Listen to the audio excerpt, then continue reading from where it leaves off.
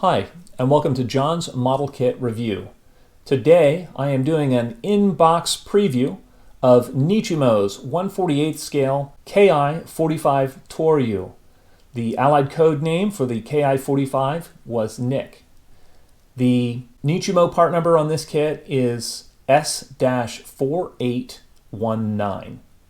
And there are two decal options in this kit, one for the box art plane, which is serial 25, and one for this aircraft, and the serial code on this one is 65.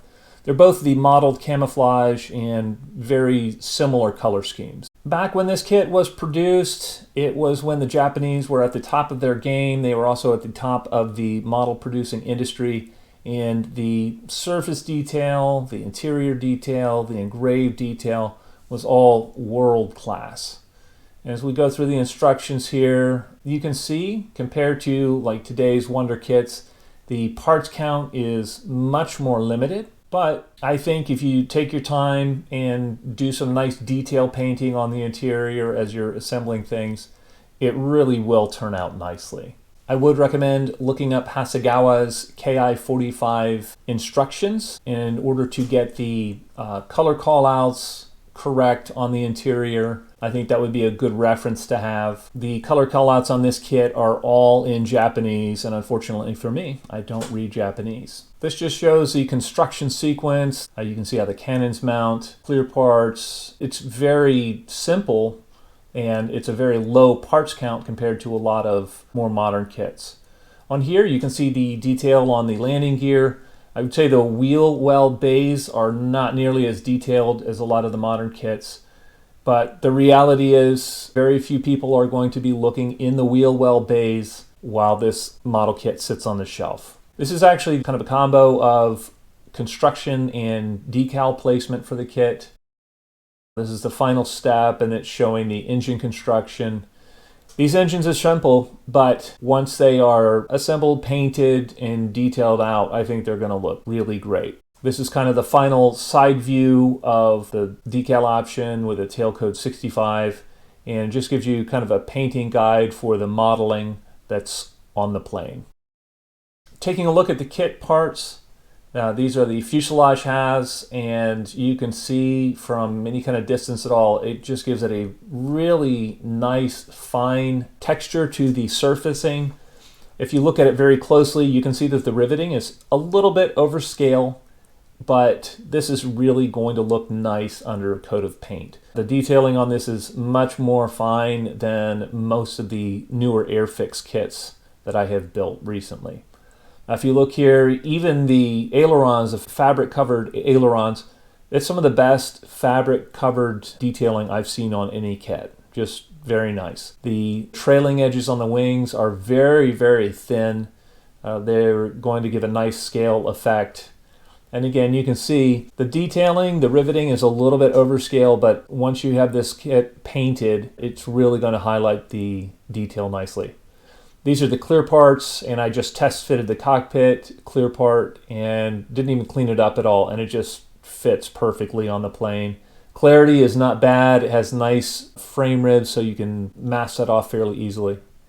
Taking a look at sprue A, you've got the tail planes and some of the interior bits and cowl bits. Again, everything looks very nicely detailed.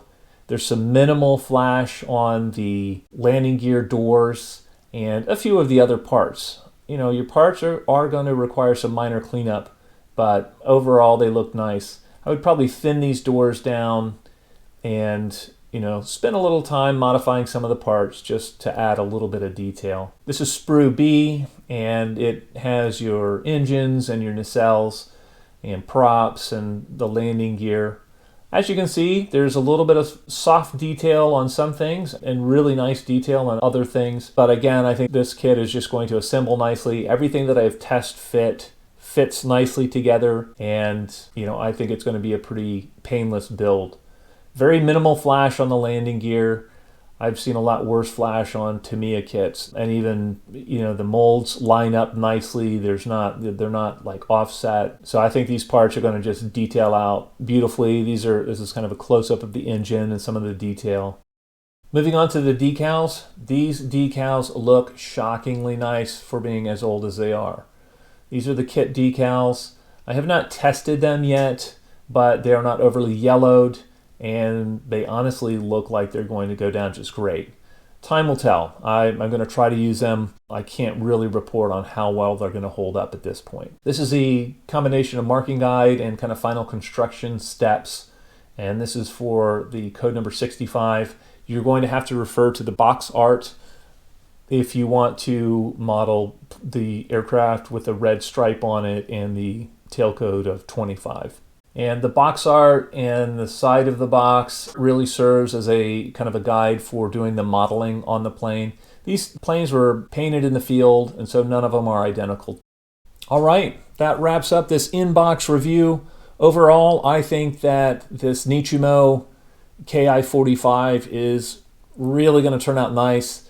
I gravitate towards these kind of kits where they have enough detail to really look good when they're finished, but they're not overly complicated in construction. Kind of a price you pay for the lower parts count is sometimes they're a little bit more involved in painting the detail parts. So instead of 5 parts that each get painted a different color, you may have one part that you've got to paint 5 different colors. You know, it's a trade-off that the model manufacturers make. The interior detailing is adequate. The exterior surface detailing really looks nice. The fit on the plane is very, very good. There is some minor flash, and the parts will require some careful cleanup, but overall it should make a very presentable aircraft model. The decals, even for the age in this box, seem like they might be usable, so I'm also happy about that.